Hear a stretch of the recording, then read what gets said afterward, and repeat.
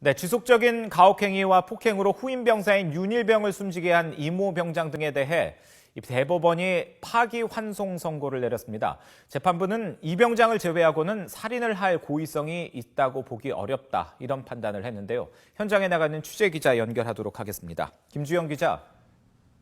네, 대법원입니다. 네, 대법원 선고 내용 먼저 전해주시겠습니까? 네, 대법원이 오늘 오전 윤일병 사건을 벌인 이모 병장 등 5명에 대해 상고심 선고를 내렸습니다. 대법원은 이 병장 등에게 중형을 선고한 원심을 깨고 사건을 고등군사법원으로 돌려보냈습니다.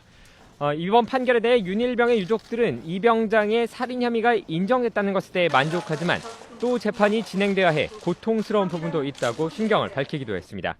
앞서 이 병장 등은 지난해 4월 후임 병사인 윤일병을 가혹행위와 폭행 끝에 숨지게 한 혐의 등으로 재판에 넘겨졌습니다. 이에 1심 재판부는 이 병장에게 징역 45년, 하모 병장에게 징역 30년, 이모 상병과 지모 상병에게 징역 25년 등 중형을 선고했습니다. 이후 항소심이 진행된 고등군사법원에서는 이들에게 살인 혐의를 적용했지만 형량을 줄여 이 병장에게 징역 35년, 하 병장에게 징역 12년 등을 선고했습니다. 네, 앞선 1, 2심에서 다르게 판단했던 부분이 이 병장 등에게 살인할 고의성이 있었느냐, 이 부분인데요. 오늘 대법원은 어떻게 판단을 한 겁니까? 네, 말씀하신 것처럼 이번 재판에서 가장 핵심적인 부분은 살인의 고의성을 인정할지 여부였습니다. 앞서 1심과 2심의 결론도 이 부분에 대한 판단이 엇갈리면서 다른 결론이 나왔는데요. 1심은 고의성이 인정되지 않는다며 이 병장 등에게 상해치사 혐의를 적용했지만 항소심 재판부는 살인의 미필적 고의가 인정된다며 살인 혐의를 적용했습니다. 그러나 대법원은 이 병장을 제외하고는 살인의 고의성을 인정하지 않았습니다.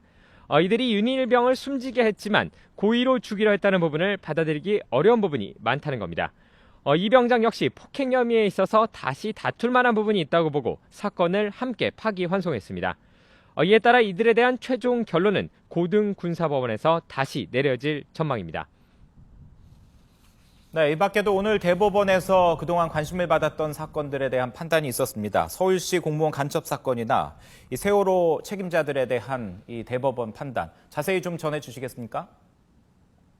네, 오늘 대법원은 서울시 공무원 간첩 사건의 피고인인 유우성 씨의 사건, 그리고 세월호 참사와 관련해 세월호 선사인 청해진에 온 김한식 대표 등 관계자들에 대한 상고심 결론도 함께 내렸습니다. 우선 대법원은 국가보안법 위반 혐의 등으로 기소된 유우성 씨에게 징역 1년에 집행유예 2년을 선고한 원심을 확정했습니다. 유 씨는 국내 탈북자 정보를 북측에 넘기고 국내 탈북자 지원금을 빼돌린 혐의 등으로 기소됐는데요. 재판부가 지원금을 부당하게 타낸 혐의 등만 유죄로 인정한 것으로 국내 탈북자 정보를 북한 보위부에 빼돌렸다는 간첩 혐의는 무죄로 확정했습니다. 이와 함께 대법원은 세월호 참사에 대한 업무상 과실치사상 혐의 등으로 기소된 김한식 청해진에 온 대표에게는 징역 7년을 선고한 원심을 확정했습니다. 또 함께 기소된 9명 가운데 해운조합 관계자 1명을 제외한 청해진에 온 김모 상무이사 등 나머지 8명에 대해서도 원심을 확정지었습니다.